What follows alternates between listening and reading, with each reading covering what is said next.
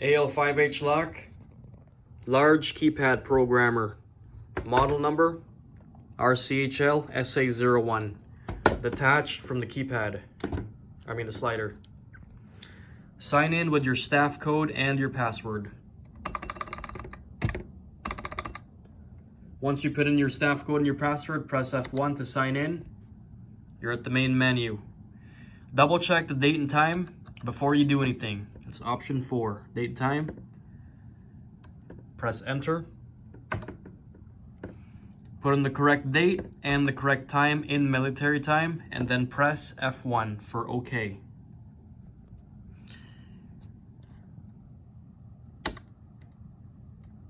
You're back at the main menu. To program a guest door from the main menus, we'll select 1 for normal menu. We'll select 4 for data mode. Make sure that's 2 for guest. Press F1. Put in the room number and the floor number. We'll change that to 1. Then I'll get a guest card, flip it upside down, and put it in the lock. Press the send receive button right here. Aim your keypad at the lock. If it went through, then you're done. However, if you get this hotel code error, this usually happens if you just recently installed a new card reader on the lock. If you did recently install a new card reader, you have to sign in with the maintenance code first. If you didn't sign in, you're gonna have to start over and sign in with the maintenance code. You can give us a call if you need that code.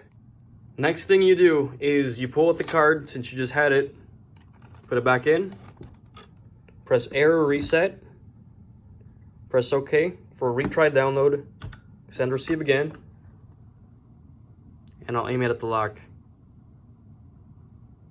If you get load failed, error reset, send receive, take the card out, put it back in, hotel code error, error reset, retry download, send receive.